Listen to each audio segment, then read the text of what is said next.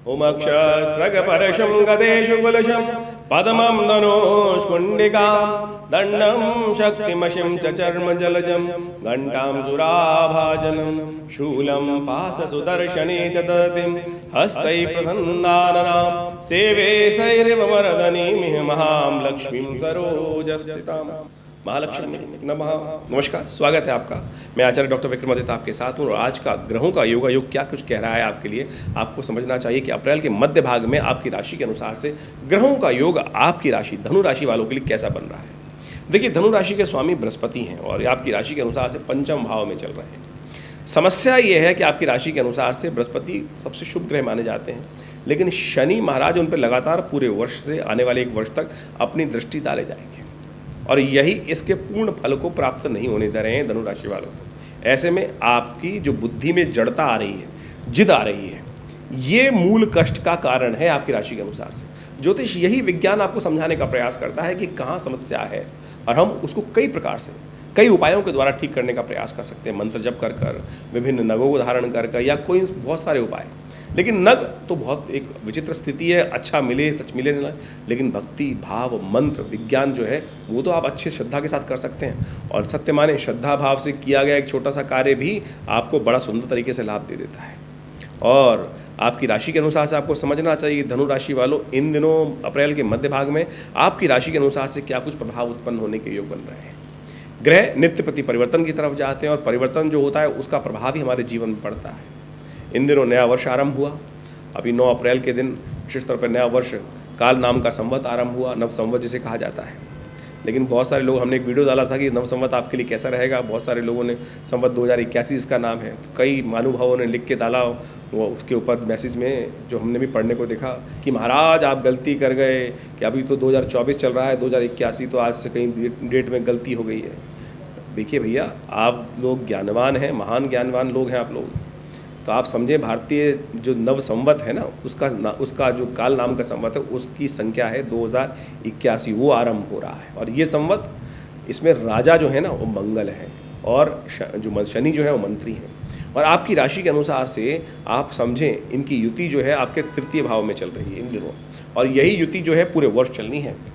कहाँ पर? क्योंकि राजा मंत्री के रूप में चलनी है। अब 23 अप्रैल को ये युति खत्म हो जाएगी आपकी राशि के अनुसार से, लेकिन पूरे संसार के हिसाब से युति उठापटक की स्थिति चलती रहेगी। पराक्रम में उठापटक का युग चलता है और पराक्रम में ये जो ग्रहों का प्रभाव है वो आपके लिए क्या करने दिखाई दे रहा है वो आपको सही रूप से समझना चाहिए। इन दिनों सूर्य भी परिवर्तन की तरफ जाएंगे। अप्रैल के मध्य भाग में जो सूर्य राहु की युति चल रही थी उसका प्रभाव भी बड़ा नेगेटिव था इन दिनों, और पूरे विश्व में आप देखें इसका प्रभाव क्या हुआ।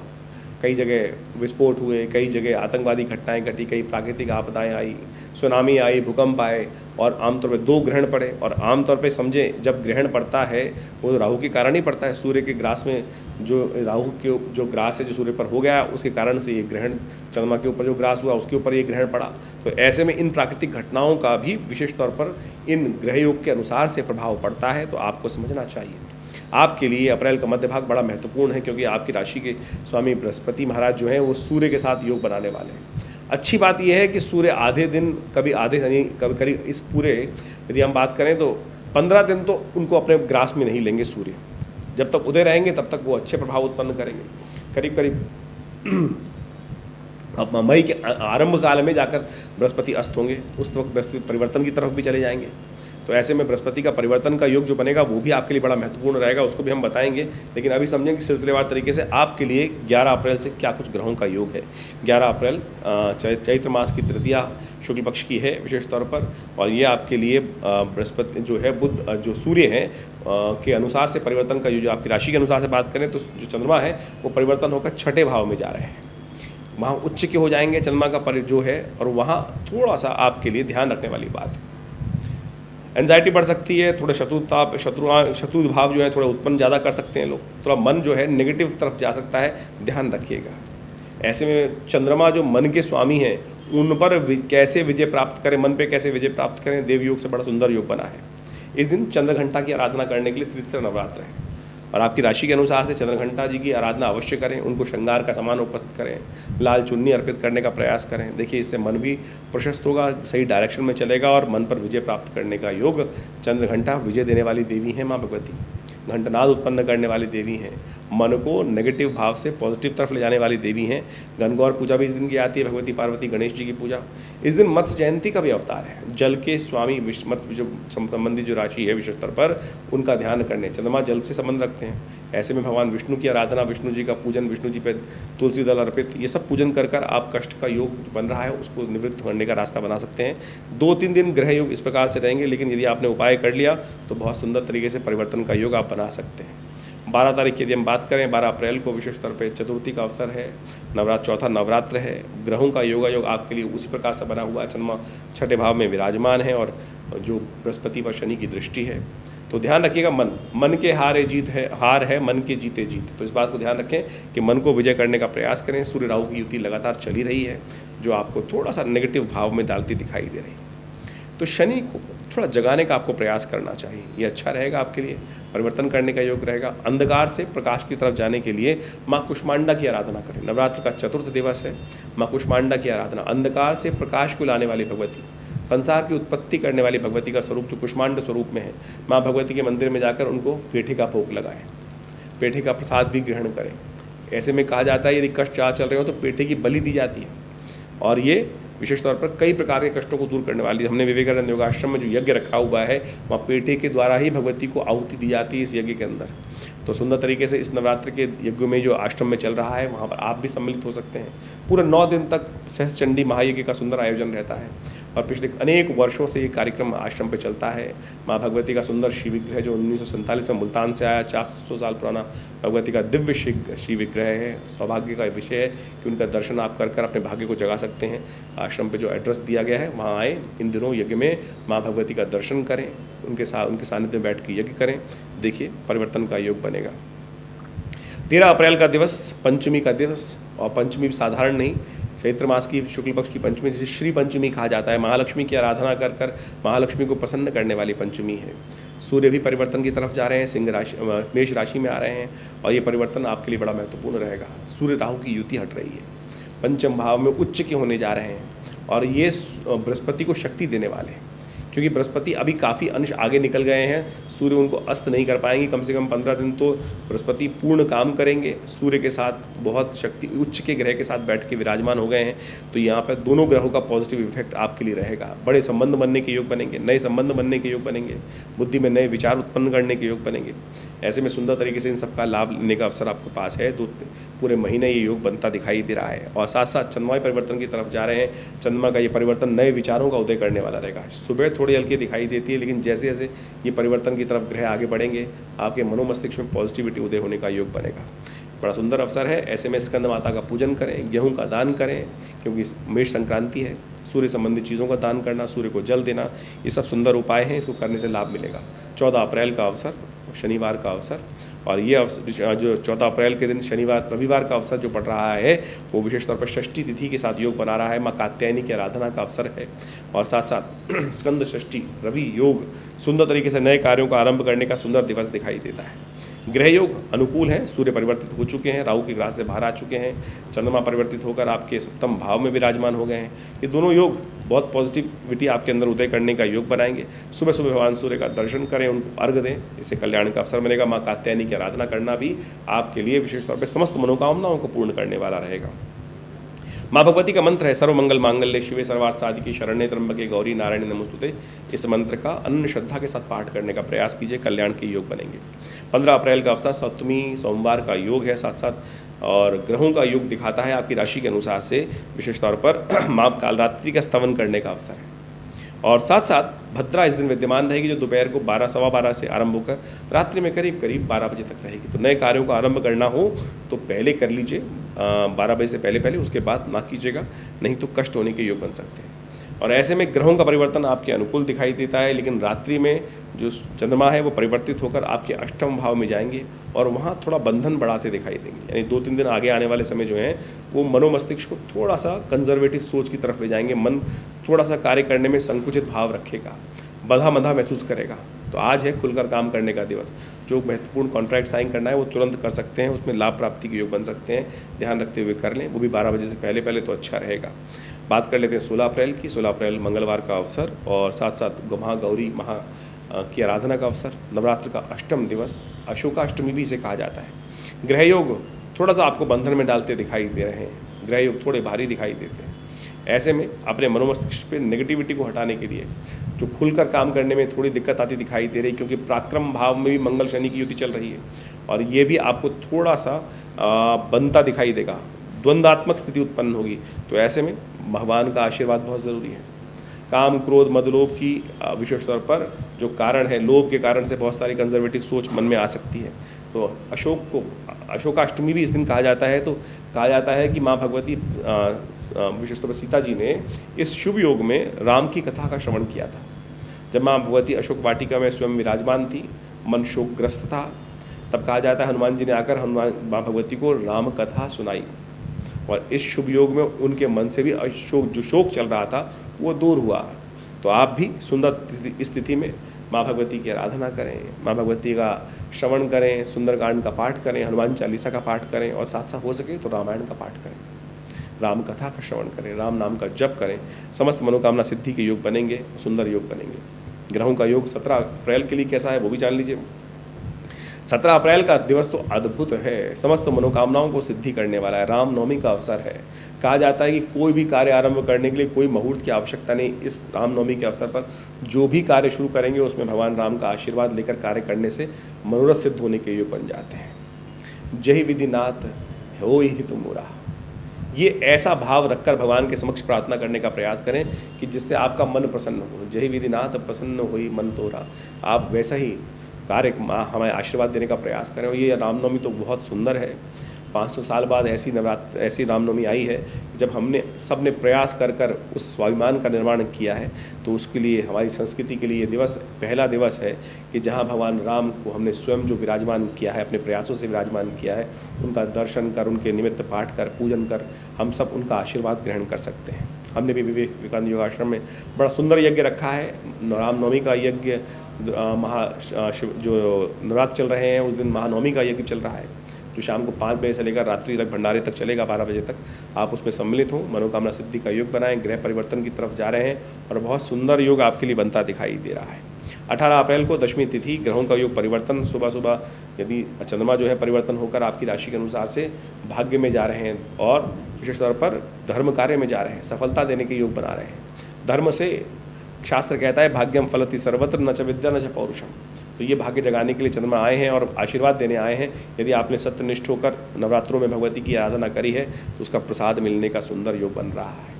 रवि नाम का योग बन रहा है और ये योग विशेष तौर पर नए कार्यों का आरंभ करके सफलता की तरफ आपकी राशि के अनुसार से आपको ले जाता दिखाई दे रहा है। तो इस सब प्रयास में पॉजिटिविटी होकर काम करने का प्रयास कीजिए, सुंदर रहेगा। एक बात का ध्यान रखें, 17, 18, 19 में अश्लेषा और मघा नाम के 9 नक्षत्रों का योग रहेगा। तो जो लोग इनमें जन्म लेंगे उनकी मूल शांति अवश्य करा लीजिएगा। ये मूल शांति बहुत ज़रूरी है, बहुत सारे लोग कराते नहीं हैं। इसके कारण से जीवन में कई प्रकार के कष्ट भोगने पड़ते हैं। ऐसा नहीं है कि जन्म के समय ही करा रहे हैं तो उसके बाद नहीं करा सकते हैं। यदि नहीं कराइए तो बाद में भी करा सकते हैं। करा ज़रूर लेनी चाहिए, इस बात का ध्यान रखना चाहिए। नहीं तो विवाह में विलंब, कई प्रकार के कार्यों में लगातार सफलता असफलता। ग्रह योग दिखा रहे हैं सफलता के योग, लेकिन व्यक्ति ने मूल शांति नहीं करा रखी है तो फिर बार बार झटका पड़ सकता है। तो इन सबको ठीक कराने का प्रयास कर लेना चाहिए। 19 अप्रैल का दिवस एकादशी का अवसर है। शुक्रवार के दिन एकादशी पड़ रही है और एक कामदा एकादशी का योग है। ग्रह आपके बहुत अनुकूल हैं, सफलता देने वाले हैं, धर्म कार्य से लाभ देने के योग बना रहे हैं, सज्जनता का लाभ आपको मिल सकता है। ऐसे में सुंदर तरीके से महालक्ष्मी की आराधना विष्णु जी के साथ करें, श्री सूक्त का पाठ करें, यज्ञ करें, देखिए परिवर्तन का योग बनेगा। 20 अप्रैल का दिवस परिवर्तन का दिवस है। द्वादशी तिथि है, शनिवार का अवसर है। कन्या में चंद्रमा प्रवेश करेंगे, लेकिन सुबह सुबह बुध भी उदय होने जा रहे हैं और ये आपकी राशि के अनुसार चतुर्थ भाव में शुक्र के साथ सुंदर योग बना रहे हैं। वैसे कहा जाता है कि शुक्र चतुर्थ में होकर पूरा लाभ नहीं देते हैं, तो ऐसे में थोड़ा सा बुध को आप शक्ति देंगे तो बुध का लाभ आपको मिल सकता है। लेकिन बुध बहुत क्षीण है, उदय तो हो रहे हैं लेकिन मीन राशि में बुध कमज़ोर हो जाते हैं। ऐसे में बुद्ध का नित्यपति मंत्र जप करें, ओम ब्रांग ब्रिंग ब्रोंग से बुधाय नमः। गणेश जी का स्तवन करें, गणेश जी का पूजन करें। गणेश जी का संबंध बुद्ध के साथ बड़े सुंदर तरीके से है। गणेश जी के नित्यपति आराधना करेंगे जब तक बुद्ध यहाँ पे रहेंगे मीन राशि में, तो देखिए आपको सफलता का योग बनाते दिखाई देंगे। देखिए जन्मपत्री में जो योग हैं विभिन्न प्रकार से, हम उन सब से आपको अवगत कराने का प्रयास करते हैं गोचर के प्रभाव के अनुसार से। ये जो कार्यक्रम हम आपके समक्ष उपस्थित करते हैं, इन सब में ग्रहों के गोचर प्रभाव को, चाहे वो जन्म राशि के अनुसार से, चाहे वो लग्न के अनुसार से हैं, चाहे वो नाम राशि के अनुसार से, चाहे वो सूर्य राशि के अनुसार से, कई प्रकार से ज्योतिष के इन विषयों को आप समझ सकते हैं। प्रभाव होगा। यदि सूर्य की राशि, यदि आप ज़ोडिएक साइन की बात करते हैं, यदि उसमें आपकी ये है तो आप उसको जाकर भी देख सकते हैं हमारी राशि के प्रभाव को। यदि आपकी चंद्र राशि के अनुसार से उसको भी देख सकते हैं। लग्न यदि आपका स्पेसिफिक यही है जो जिसके बारे में हम चर्चा कर रहे हैं, तो वो भी आपका फलीभूत होने का योग बना सकता है। और तो इन सब पद्धतियों से आप हमारे इस राशि फल को गोचर के दृष्टिकोण से देख सकते हैं। लेकिन गोचर तो एक प्रभाव है और वो बहुत प्रत्यक्ष भी है, लेकिन मूल सिद्धांत किस प्रकार का है, आप अपने जीवन में कौन से स्तर पर हैं, पहली पैड़ी पर हैं, 10वीं पैड़ी पर हैं, 100वीं पैड़ी पर हैं, 1000वीं पैड़ी पर हैं, 1,00,000वीं पैड़ी पर हैं, तो उसके अनुसार से प्रभाव होगा। तो जो बहुत सारे लोग बोलते हैं कि राशि राशि में आपने 12 हिस्सों में बांट दिया। जी हाँ, 12 हिस्सों में बांटा, ज्योतिष के सिद्धांत के अनुसार से बांटा, लेकिन हर व्यक्ति अपने एक अलग स्तर पर है, तो उसका प्रभाव अपने स्तर के अनुसार से होगा। तो आप उसको बृहद रूप से समझने का यदि प्रयास करेंगे तो बहुत सुंदर रहेगा। फिर भी दशाएं, महादशाएं, जन्मपत्री, मूल जन्मपत्री, षटवर्ग, षोडश वर्ग, इन सब को बहुत अच्छे से देखकर, जन्मपत्री का बहुत अच्छे से एनालिसिस कर आपके बहुत सारे आगे आने वाले समय को जाना जा सकता है और कष्टों को दूर करने का योग बनाया जा सकता है। ये हमारा संस्थान बहुत सारे कार्य इस प्रकार से लगातार कर रहा है। भारतीय योग विज्ञान के संबंध में, पराविद्याओं के संबंध में ये आश्रम करीब पिछले 60-70 सालों से लगातार योग, प्राकृतिक चिकित्सा, भारतीय पराविद्याओं में, ज्योतिष के क्षेत्र में कार्य करता है हमारा आश्रम। ये संस्थान दिल्ली में जमुना पार्क में स्थित है, विवेकानंद योग आश्रम।